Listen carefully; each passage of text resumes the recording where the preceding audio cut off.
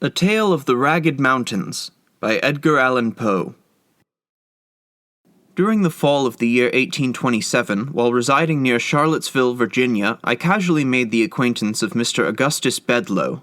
This young gentleman was remarkable in every respect and excited in me a profound interest and curiosity. I found it impossible to comprehend him either in his moral or his physical relations. Of his family I could obtain no satisfactory account. Whence he came I never ascertained.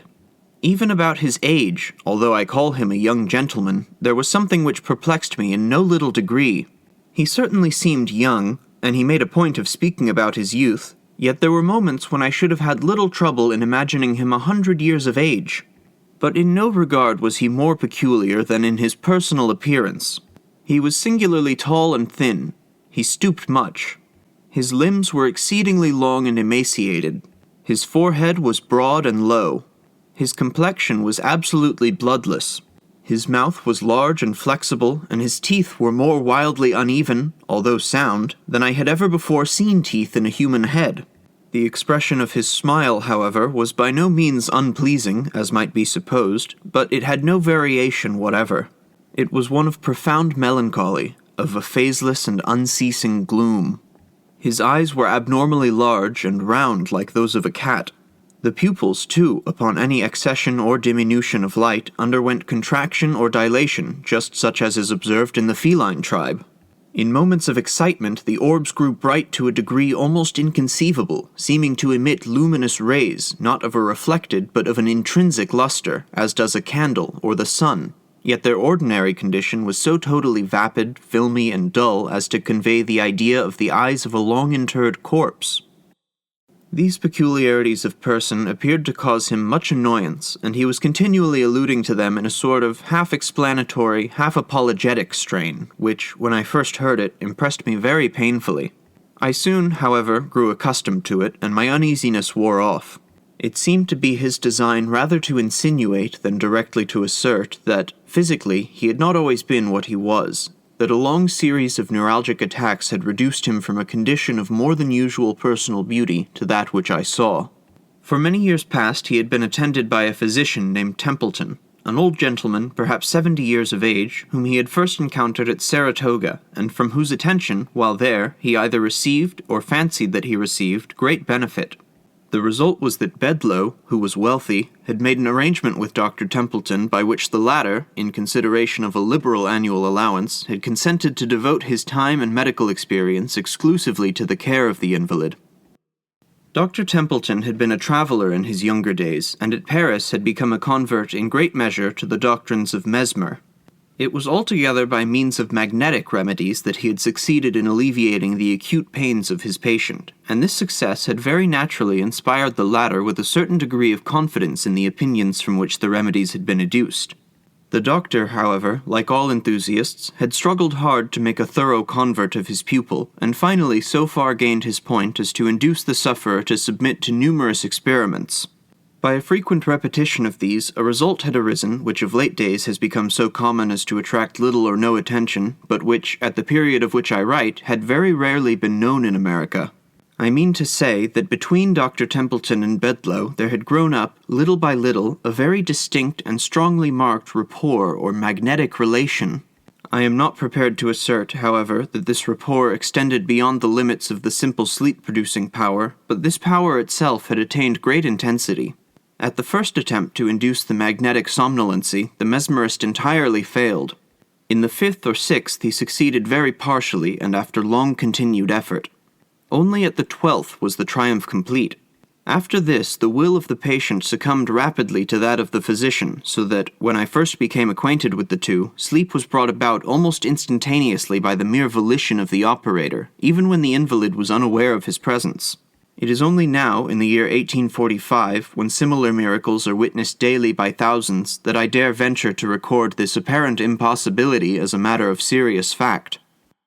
The temperature of Bedloe was, in the highest degree, sensitive, excitable, enthusiastic.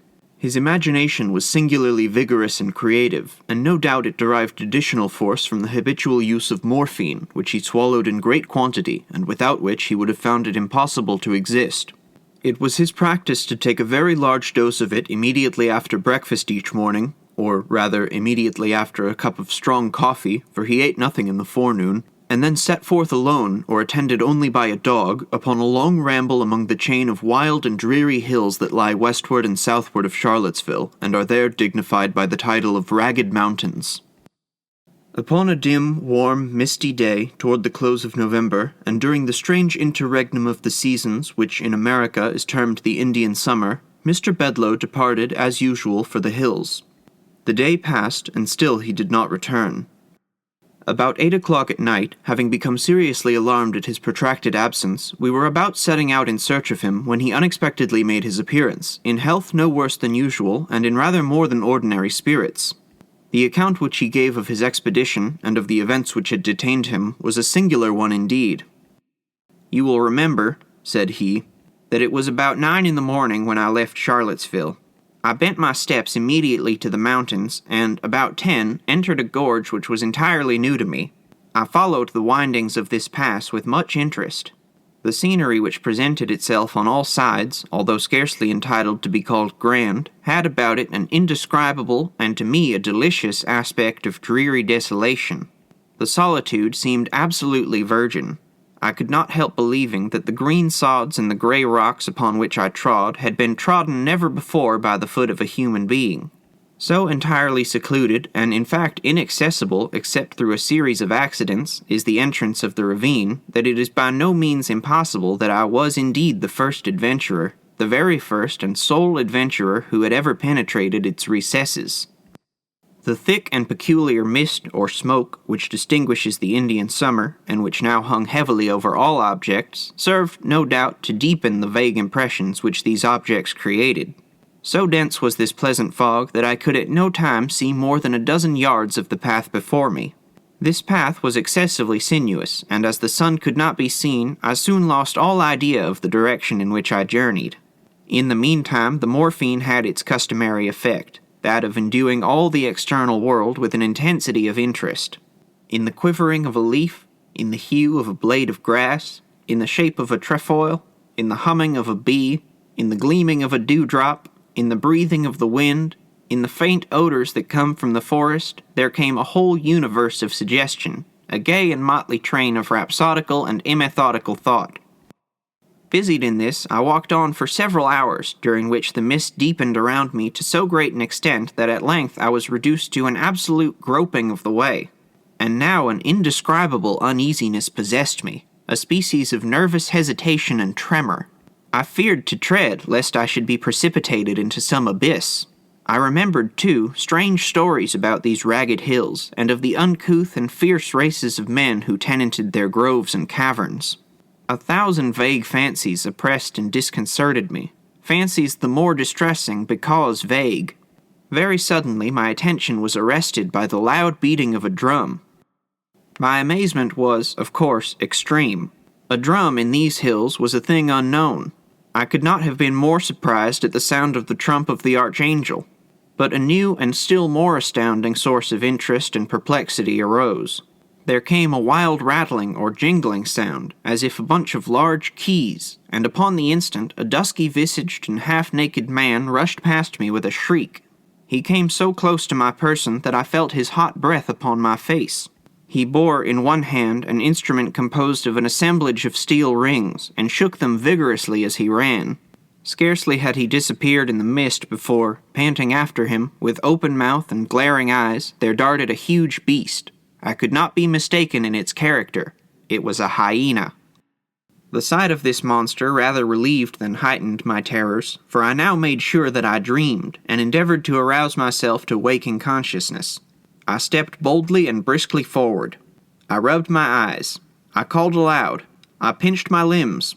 A small spring of water presented itself to my view, and here, stooping, I bathed my hands and my head and neck. This seemed to dissipate the equivocal sensations which had hitherto annoyed me. I arose, as I thought, a new man, and proceeded steadily and complacently on my unknown way. At length, quite overcome by exertion and by a certain oppressive closeness of the atmosphere, I seated myself beneath a tree. Presently there came a feeble gleam of sunshine, and the shadow of the leaves of the tree fell faintly but definitely upon the grass. At this shadow I gazed wonderingly for many minutes. Its character stupefied me with astonishment. I looked upward. The tree was a palm. I now arose hurriedly and in a state of fearful agitation, for the fancy that I dreamed would serve me no longer. I felt that I had a perfect command of my senses, and these senses now brought to my soul a world of novel and singular sensation. The heat became all at once intolerable.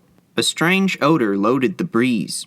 A low, continuous murmur, like that arising from a full but gently flowing river, came to my ears, intermingled with the peculiar hum of multitudinous human voices. While I listened in an extremity of astonishment, which I need not attempt to describe, a strong and brief gust of wind bore off the incumbent fog, as if by the wand of an enchanter. I found myself at the foot of a high mountain, and looking down into a vast plain, through which wound a majestic river. On the margin of this river stood an eastern-looking city, such as we read of in the Arabian tales, but of a character even more singular than any there described.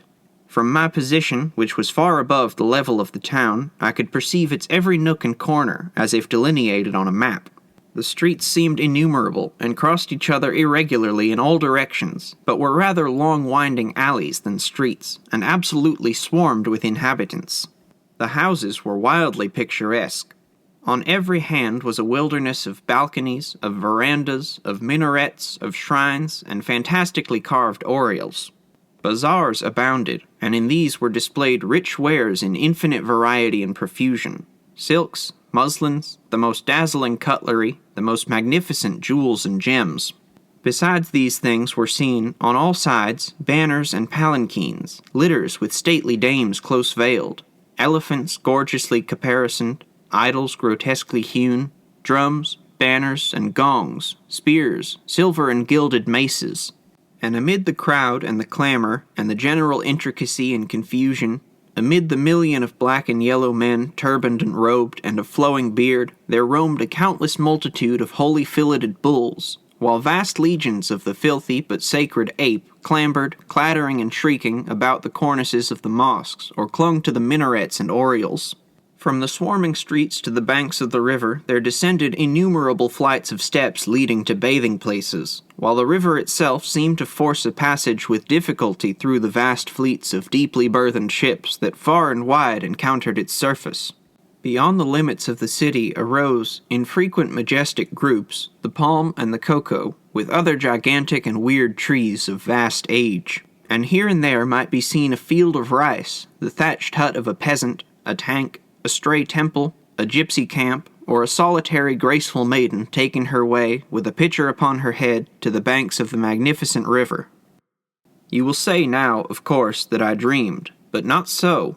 What I saw, what I heard, what I felt, what I thought, had about it nothing of the unmistakable idiosyncrasy of the dream. All was rigorously self-consistent. At first, doubting that I was really awake, I entered into a series of tests which soon convinced me that I really was. Now, when one dreams, and in the dream suspects that he dreams, the suspicion never fails to confirm itself, and the sleeper is almost immediately aroused. Thus Novalis errs not in saying that we are near waking when we dream that we dream. Had the vision occurred to me as I describe it without my suspecting it was a dream, then a dream it might absolutely have been. But occurring as it did, and suspected and tested as it was, I am forced to class it among other phenomena. "In this I am not sure that you are wrong," observed Dr. Templeton. "But proceed. You arose and descended into the city." "I arose," continued Bedloe, regarding the doctor with an air of profound astonishment. "I arose, as you say, and descended into the city. On my way I fell in with an immense populace, crowding through every avenue, all in the same direction, and exhibiting in every action the wildest excitement. Very suddenly, and by some inconceivable impulse, I became intensely imbued with personal interest in what was going on. I seemed to feel that I had an important part to play, without exactly understanding what it was. Against the crowd which environed me, however, I experienced a deep sentiment of animosity. I shrank from amid them, and swiftly, by a circuitous path, reached and entered the city. Here all was the wildest tumult and contention. A small party of men, clad in garments half Indian, half European, and officered by gentlemen in a uniform partly British, were engaged, at great odds, with the swarming rabble of the alleys. I joined the weaker party, arming myself with the weapons of a fallen officer, and fighting I knew not whom with the nervous ferocity of despair. We were soon overpowered by numbers, and driven to seek refuge in a species of kiosk. Here we barricaded ourselves, and, for the present, were secure. From a loophole near the summit of the kiosk, I perceived a vast crowd in furious agitation surrounding and assaulting a gay palace that overhung the river. Presently, from an upper window of this place, there descended an effeminate-looking person by means of a string made of the turbans of his attendants. A boat was at hand, in which he escaped to the opposite bank of the river. And now a new object took possession of my soul. I spoke a few hurried but energetic words to my companions, and, having succeeded in gaining over a few of them to my purpose, made a frantic sally from the kiosk. We rushed amid the crowd that surrounded it. They retreated, at first, before us. They rallied, fought madly, and retreated again. In the meantime, we were borne far from the kiosk, and became bewildered and entangled among the narrow streets of tall, overhanging houses, into the recesses of which the sun had never been able to shine. The rabble pressed impetuously upon us, harassing us with their spears and overwhelming us with flights of arrows.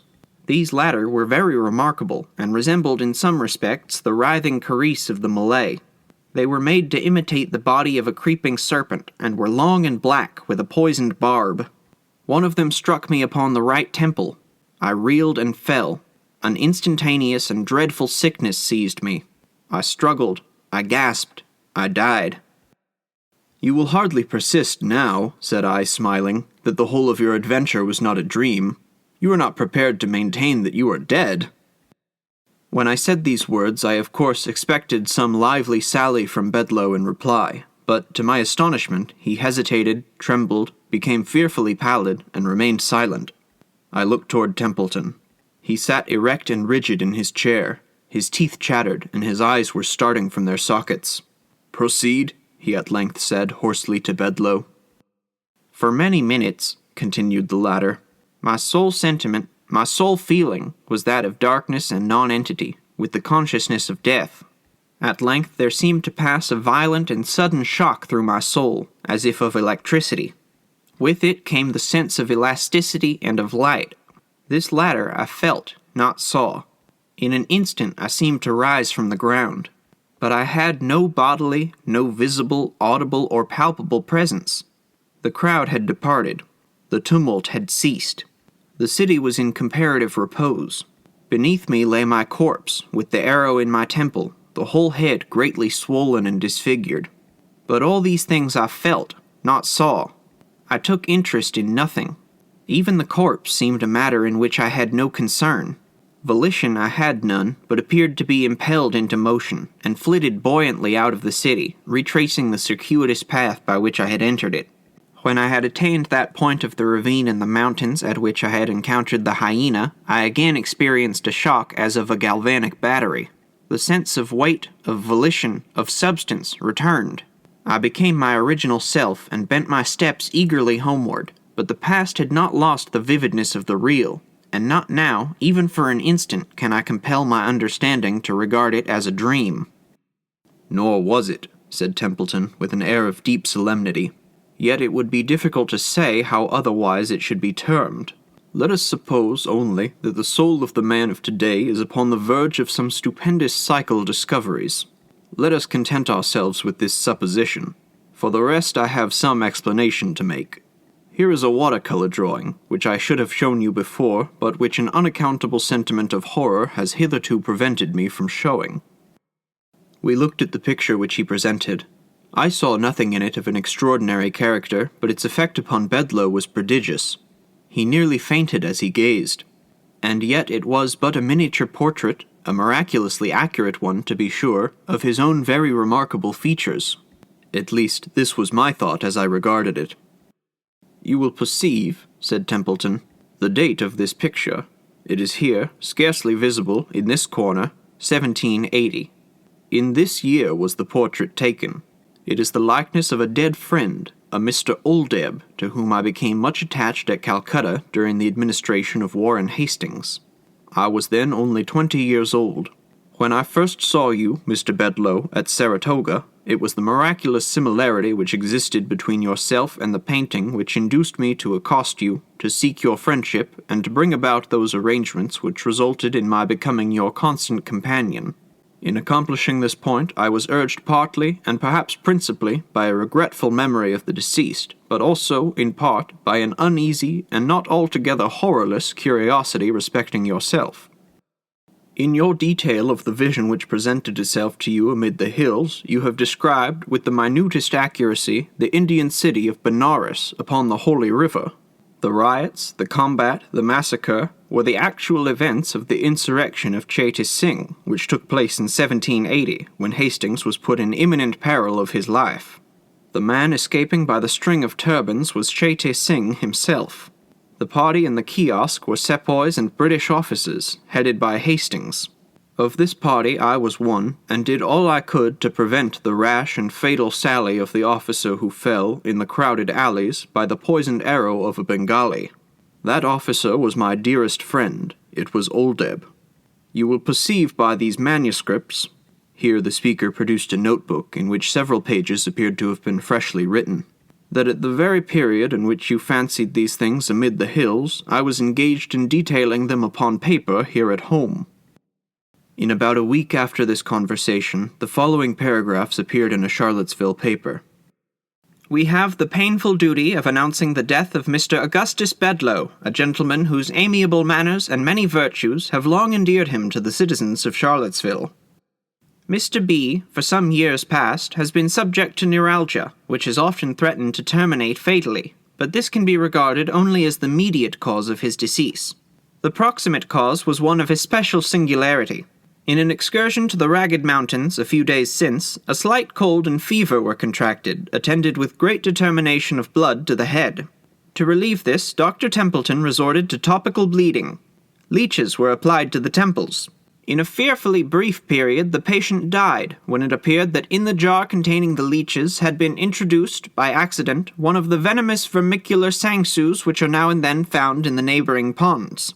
This creature fastened itself upon a small artery in the right temple. Its close resemblance to the medical leech caused the mistake to be overlooked until too late. Nota bene.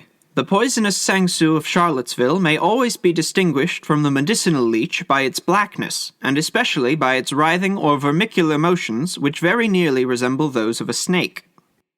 I was speaking with the editor of the paper in question upon the topic of this remarkable accident, when it occurred to me to ask how it happened that the name of the deceased had been given as Bedlo. I presume, I said, you have authority for this spelling, but I have always supposed the name to be written with an E at the end. Authority? No, he replied. It is a mere typographical error.